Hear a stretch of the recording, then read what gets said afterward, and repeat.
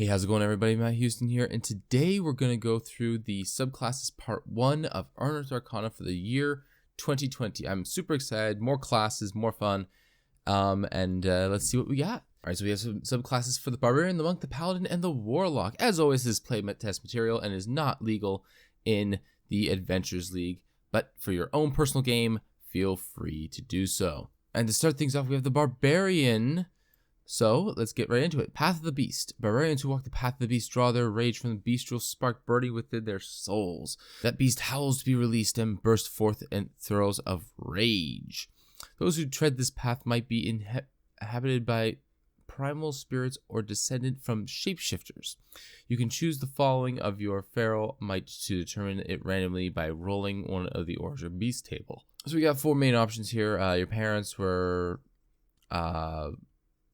lycanthropes, and you've inherited the curse. You've descended from a legendary druid, manifested the ability of particular shape. Fae spirit gives you the ability to adapt different bestial aspects. An ancient animal spirit dwells within you, allowing you to walk this path. Interesting. So some sort of strange being inhabiting you, or some sort of extra magic would be a good way of putting it. Form of the beast. So at 3rd level, when you enter your rage, you can transform, revealing the bestial power within you.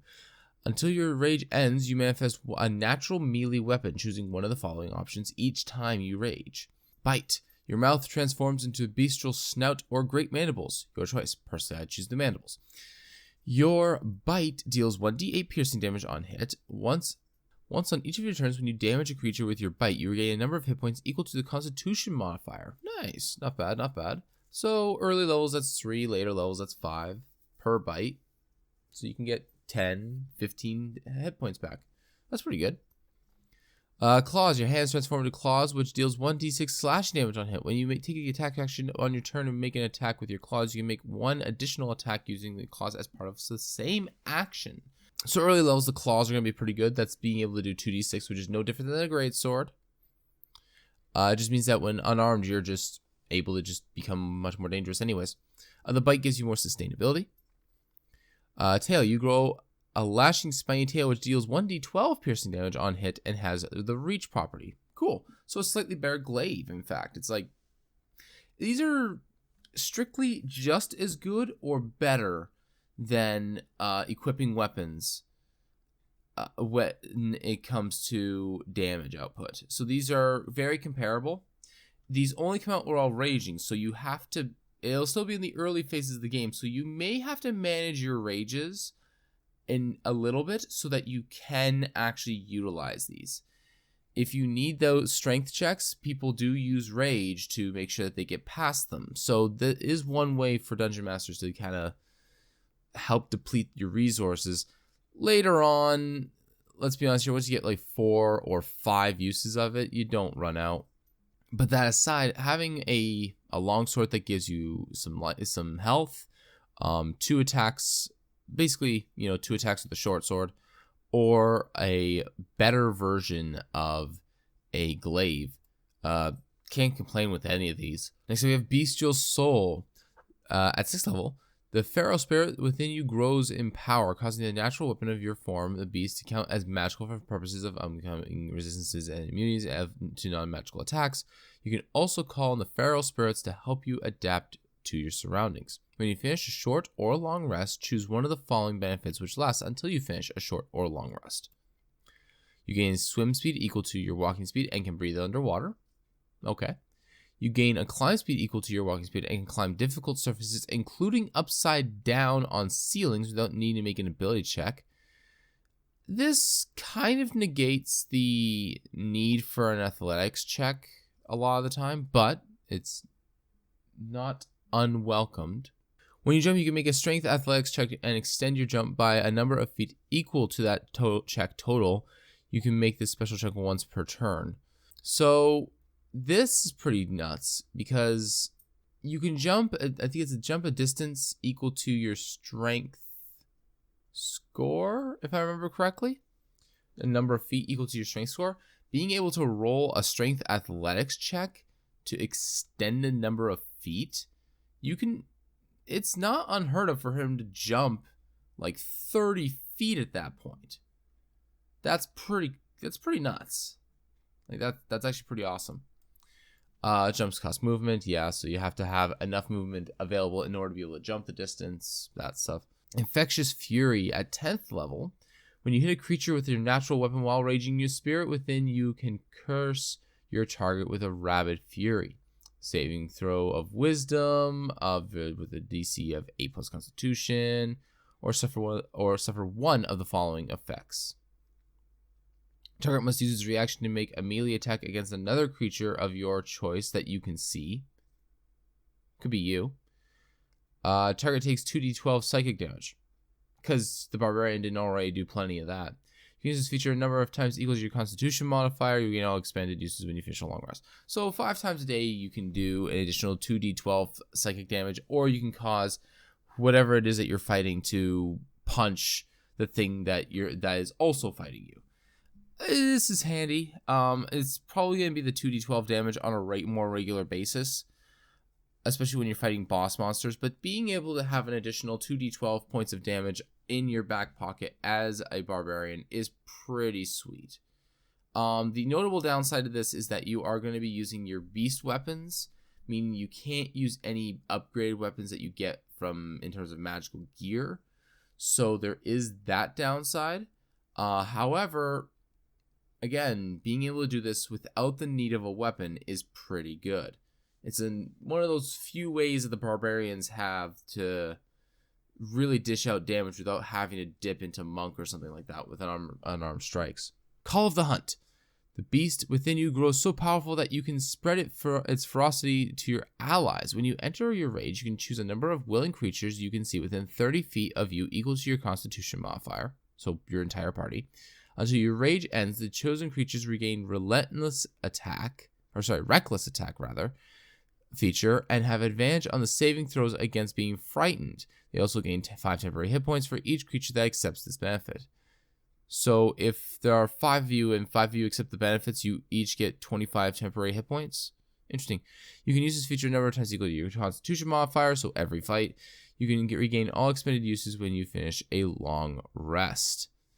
That's pretty insane. Giving reckless attack to any martial class is kind of crazy. Like, you give that to the fighter, he doesn't even have to be the battle master and get a trip off to get the advantage anymore. You give that to the paladin, it's just smites for days.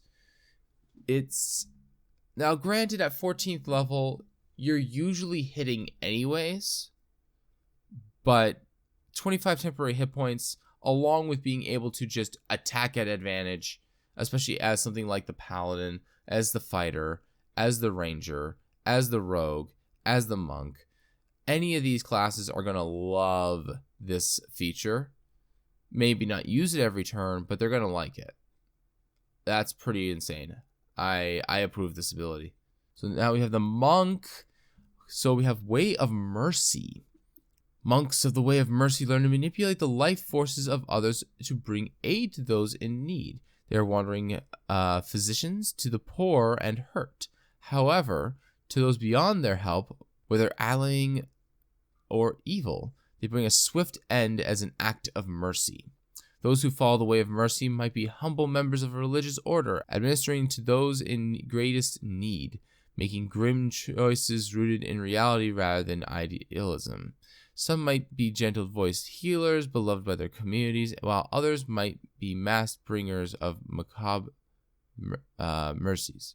The walkers of this way usually don simple robes with deep cowls, and they often conceal their faces with masks, presenting themselves as a faceless bringer of life and death. If you wear a mask, choose its appearance, or determine it randomly by rolling on the table. And we have a raven, blank and white, crying visage, laughing visage, skull, and butterfly. You could really just make whatever you want here. Personally, I'd probably actually go for an owl style mask. Owls are probably one of my favorite birds. But yeah, I like this. I like that they really pushed to go for aesthetics with the Unearthed Arcanas. They made it very, very, they give you a lot of basic ideas of how to kind of flavor your characters to push it a little further. All right, but let's get into the features.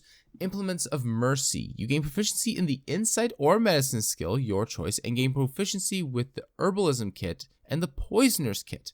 So a little bit of something here. You're probably going to already have Insight or Medicine in your skill set, just because the monk is all inherently good at both of these. Gaining proficiency in the Herbalism kit and the Poisoner's kit is actually very, very appropriate here with the idea of life and death. Very thematically appropriate. I approve of this. Healing Hands. Oh man, are we going to get a paladin style feature here? You're also at third level. Healing Hands. Your mystical touch can mend wounds. As an action, you can spend 1 key point to touch a creature and restore a number of hit points equal to a roll of your martial arts die plus your wisdom modifier. So at this point, it would be a d4 plus 3 or 4 maybe, depending upon which route you go. If you go high wisdom or high dexterity, probably high dexterity. But if you go high wisdom, you can get it up to about a 4. This is pretty comparable to Healing Word. It is a touch. I mean, having Healing Word at your disposal for a key point as a monk is pretty handy. Being able to bring somebody back up from unconsciousness as a monk is pretty good. When you use your Flurry of Blows, you can replace one of the unarmed strikes with the use of this feature without spending the key cost. So here's where it really comes in, is with the Flurry of Blows. So you can, if you need to heal somebody, you're really well off just get the Flurry of Blows in, get that extra attack that you would normally get, and then heal someone as well. This also means that you get to do the attack and then the bonus action attack and then the heal. This is really, really good. Monks, of course, getting lots of quote actions, lots of things that they can do in a turn. This is pretty cool. I like this. Also at third level, this is the third one, Hands of Harm. You can use your key to inflict wounds. When you hit a creature with an arm strike, you can spend 1 key point to deal extra necrotic damage equal to 1 roll of your martial arts die. Nice. If a creature is incapacitated or poisoned, the creature instead takes necrotic damage equal to 3 rolls of your martial arts die instead. You can use this feature only once on each of your turns. So you can't just smash like crazy with intense amounts of damage. But that does mean that if you get a crit, you can pop this off and get a pretty high set of additional dice at low level compared to other classes. That being said, this does cost a key point, so it's not for free. And the monk at third level doesn't really have a way to cause poison or incapacitation. Now, stunning a target does incapacitate them, so you can get your incapacitation proc off of a stun target. So that's really, really good.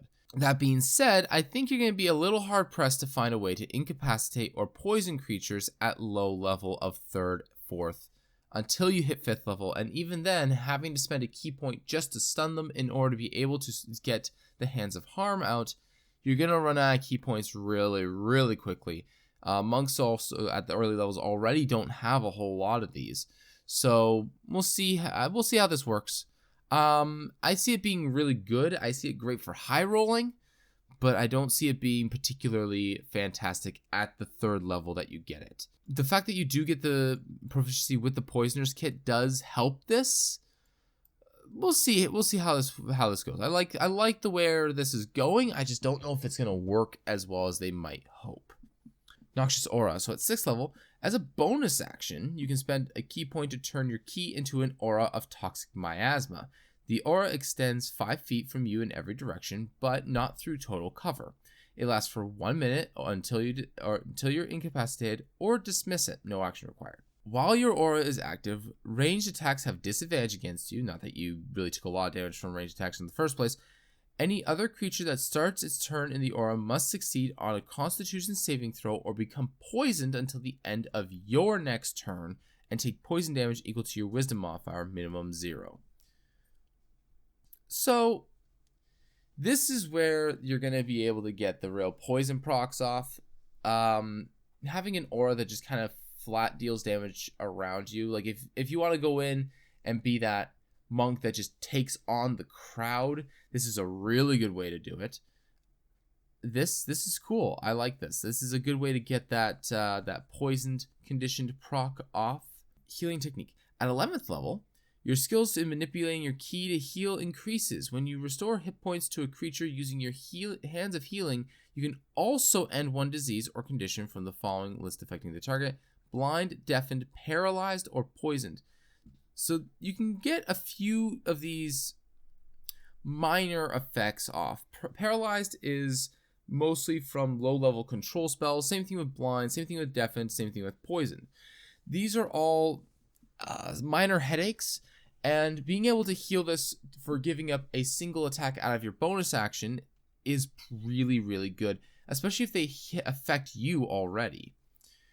This does mean that you do have to spend the attack at disadvantage if you're blind or poisoned, but this, of course, does mean that you can get rid of a condition for a single key point. This is really good. It means that you don't have to force the cleric to spend more turns removing conditions. You don't have to live with conditions. This is really good. I like this. You also get a little bit of healing out of it too. Unlike the paladin, where you have to expend amounts of the healing hands, of the lay on hands, in order to remove poison conditions or diseases, etc. This, you just get it for free. So this is pretty good. At 17th level, Hand of Mercy. Your mastery of life energies opens the door to the ultimate respite technique. As an action, you can touch a creature, expend 4 key points, and force the creature to make a Constitution saving throw. A willing creature can fail the save. Unless that save succeeds, the creature enters a state of suspended animation for a number of days equal to your monk level, or until you end the effect early. No action required. During this time, the creature is paralyzed, has immunity to all damage, and any curses, diseases, or poisons affecting it is suspended. The creature appears dead to all outward inspection and to spells used to determine the creature's status. You can have only one creature under this effect at a time. I can think of about half a dozen uses for this immediately. Being able to force someone to make a con save and just be out of a fight, that can be pretty good.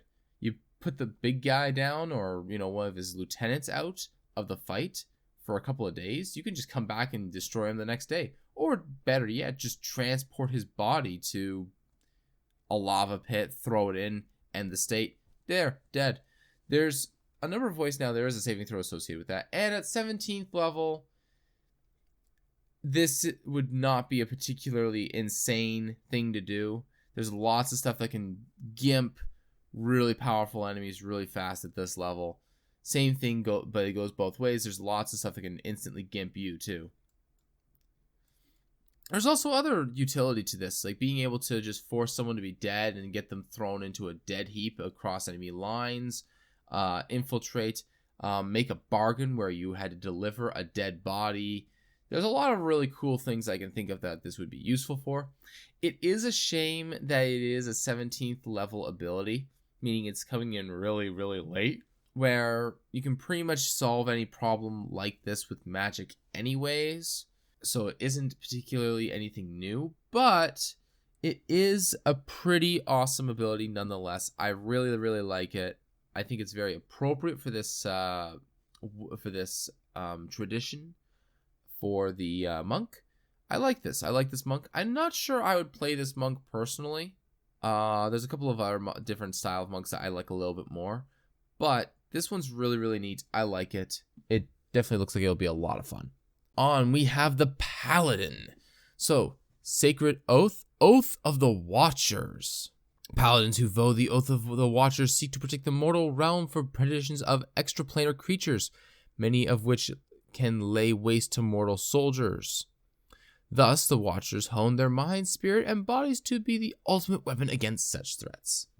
Paladins who follow the Watcher's Oath are ever vigilant in spying the influences of extraplanar forces, often establishing a network of spies and informants to gather information on suspected cults. To the Watcher, keeping a healthy suspicion and awareness about one's surroundings attacks is as natural as wearing armor in battle. Interesting. So you deal with a lot of outsiders like demons, devils, fae, celestials, and elementals, which fits into their divine sense inherently. The paladin's already kind of tilted in this direction anyways, so I think this is very good. Tenets of the Watcher. Paladin assumes the oath is swears to safeguard the mortal realm from otherworldly threats. So, vigilant. The threats you face are cunning, powerful, so versus be ever vigilant for their corruption. Loyalty. Never accept gifts or favors from fiends or those who truck with them. Stay true to your order, your comrades, and your duty. Discipline. You are the shield against the endless terrors that lies beyond the stars. Your blade must be forever sharp and your mind keen to survive in the lies beyond. Yeah, so more of like it's sort of like the Oath of Protection, but more proactive, I would say. All right, additional spells for the Oath.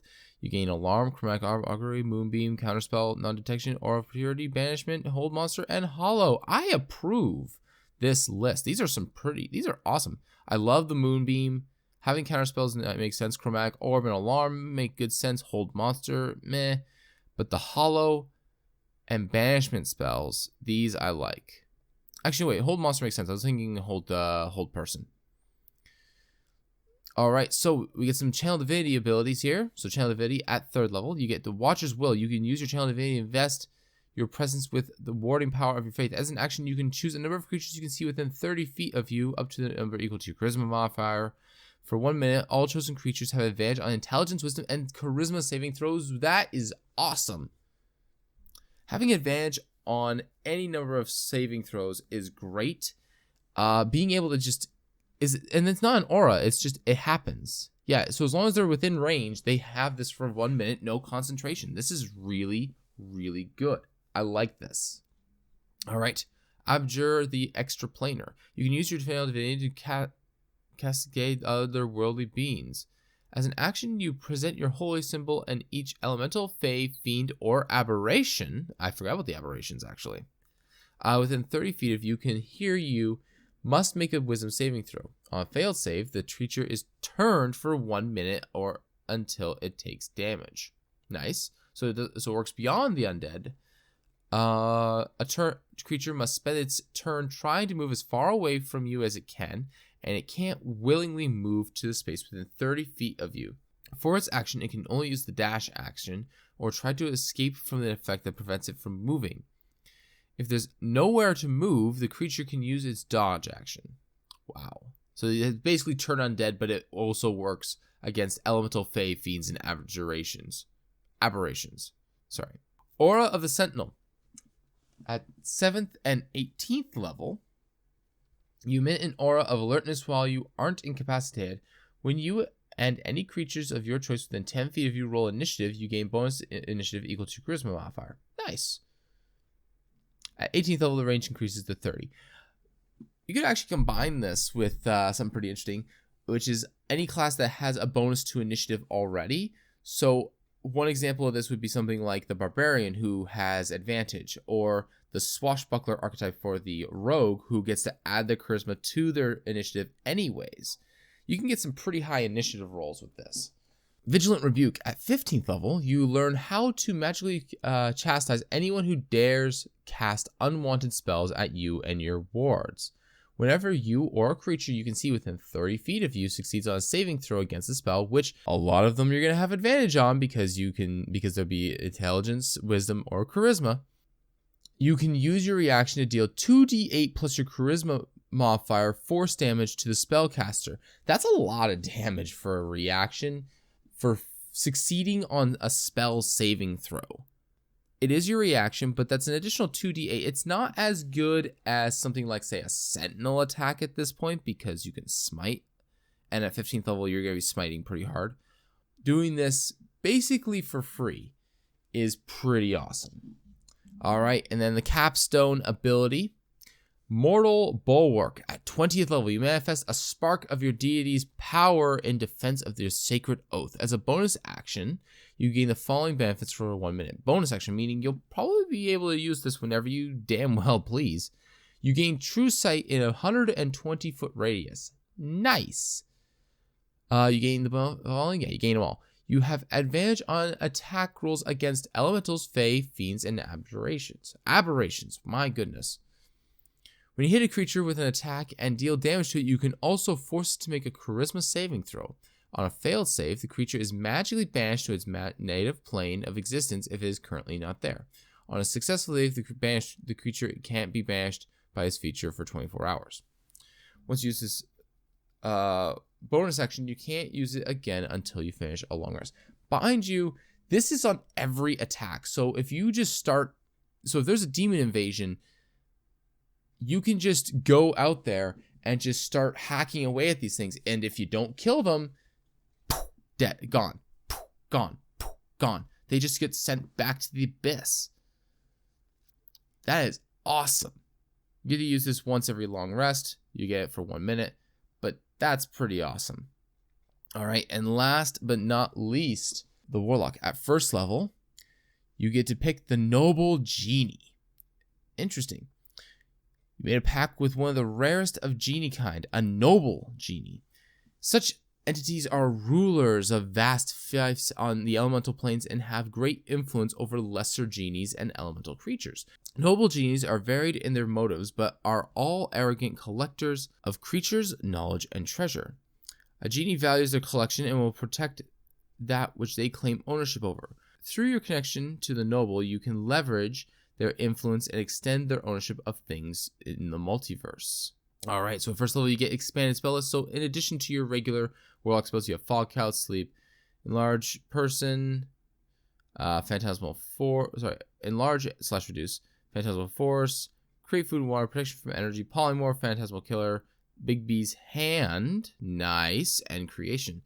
I like most of these. Having Polymorph on the Warlock is pretty awesome. Same thing with Big B's Hand. I love Big B's Hand. Phantasmal Force is pretty nice too. You get some pretty spells in here. Not a long list that I would take, but they're pretty handy and nice to have. All right, Collector's Vessel. Patron gives you a magical vessel with which you can bind a creature to you and to your patron's menagerie. The vessel is a tiny object and is the spellcasting focus for you. You decide what the object is, or you can turn it what it is randomly by rolling on the collector's table. So there's the classic lamp. You have an urn, ring with a compartment, stopper bottle, hollow statue, ornate lantern. Depending upon what you have depending upon the element that the genie is associated with, I would probably pick a certain ones. I might even expand beyond it. For example, if it was an air type genie, I would actually probably just have a pendant or like a clasp on the front, a compartment that you could open and just have the air flow out of it. Though you could do the stopped bottle for that just as well.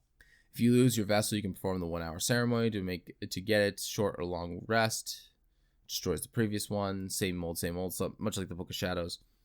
As an action, while you are holding the vessel, you can target a willing creature you can see within 100 feet of you and create a tether of wispy elemental material that links the target to you. The tether lasts for 1 hour until you use this feature to create another tether until the bound target is reduced to 0 hit points or until the target ends its turn more than 100 feet from you. While you are tethered to a creature, you gain the following benefits. You gain a bonus to your wisdom perception checks equal to your charisma modifier. Interesting. So you gain, the creature, this is not the creature. When you cast a spell, you can deliver the spell from your space or the bound creature space. Nice. So it's kind of like a pseudo-familiar. You can create the tether a number of times equal to your charisma modifier, and you gain all the expanded uses of it when you finish a long rest. All right. Collector's Vessel and the Pact Boon. When you create a tether with your vessel, the tether takes on a form that reflects your patron's type of genie. Swirling mist and wind for Jinn, rocks and for Dao, smoke and embers from an Ifrit, and foamy waters from a Myriad. When you gain the Pact Boon feature at 3rd level, if you choose a boon that grants you a physical object, your vessel transforms into that object. For example, a warlock whose patron is a noble Ifriti and chooses the Pact of the Tome might find their bottle transformed into an embroidered scroll made of red dragon wings with brass and iron rolling rods. Interesting. It's a cool idea. Elemental resistance. Your patron grants you protection from an element. Whenever you finish a long rest, you can gain resistance to acid, cold, fire, or lightning damage, your choice, until the end of your next long rest. Nice. So you gain a variable resistance to some pretty common damage types. You get fire, lightning, cold.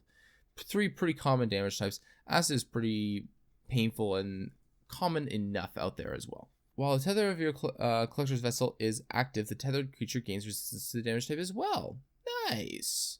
Just put that on the fighter. Protective Wish. At 10th level, you are now able to use your vessel to wish for protection for yourself or your tethered creature. If you or the tethered creature is hit by an attack, you can use your reaction to teleport, swapping places with the creature and switching one of you is hit by the attack.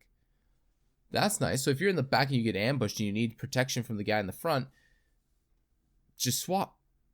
That's pretty cool. You can use your reaction to teleport. So it's a reaction to do that. That's pretty awesome. Also at 10th level, Genie's Entertainment. As an action, you can attempt to send a creature you can see within 90 feet of your patron to your patron's court.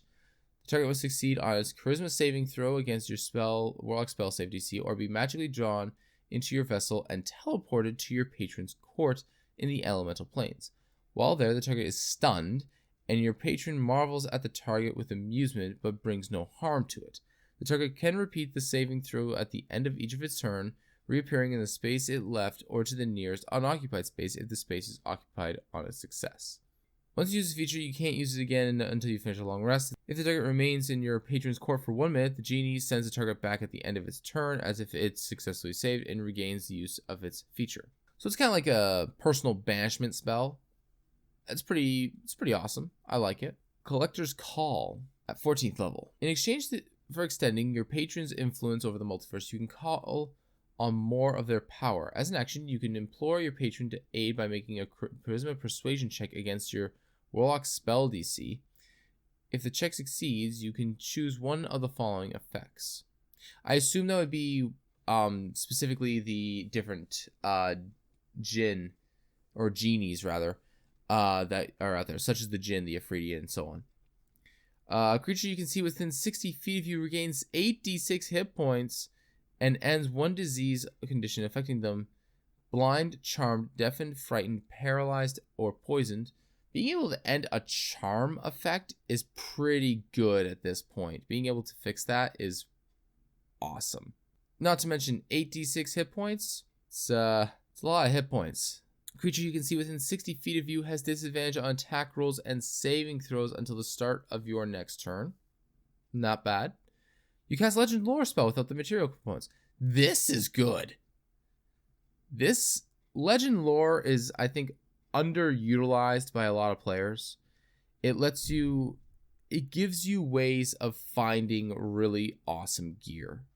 Whether the check succeeds or fails, you can't use this feature again until you finish a long rest. Alternatively, you can regain 1 use of this feature by sacrificing non-magical treasure worth at least 500 gold pieces to your patron.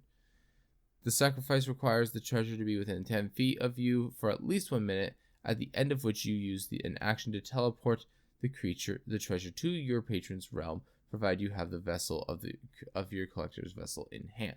So you can just spend 500 gold pieces to cast any of these, or attempt to have access to this ability again after you've used it. That's pretty good. Overall, this is pretty fun. I think I would actually use the talisman or the tome pact boons with this. I don't think I would use the chain. The chain just feels weird. And then the blade, there's no benefits for the blade other than the resistance or being able to just swap places and swap damage, letting you just send damage to the barbarian. I think the talisman and the tome, especially with the additional tome things that give you more, turn you into more of a supporting oriented character, along with the fact that the tome is very support heavy anyways because of the number of ritual spells that you can get with it, which is every single ritual spell in the game, by the way. This looks really, really good as a support-oriented class. I like it. Or support-oriented archetype, I should say. Nah, it looks really good. It looks fun. I like these. These look really, really good. Very interesting.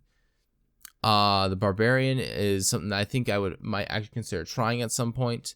The Monk, not so much. The Monk is interesting, but I don't know if I'd actually try that with this one. The Paladin, it's a little outside my scope for what I would honestly do for Paladin, but definitely interesting. I would love to have this one as a as a DM. I would love them to exist, and I would love a player to play as one. That'd be very interesting to me. The Warlock Noble Genie, I think I'd play this. I'd play this with I'd definitely play this with the with either the Talisman if my Dungeon Master would allow me, and then with the Tome feature for sure. If not, these are really, really cool. I like these. So that just about ends this video. Thank you so much, everyone, for watching. Do leave a comment in the Troll's Nest on the underside of this video, and do tell me, what do you guys think? What do you think of these features?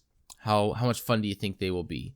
How much do you think they're going to alter them when they actually release them, if they release them? As always, like this video if you did. Don't forget to subscribe so you never miss a video. And until next time, guys, have a good day.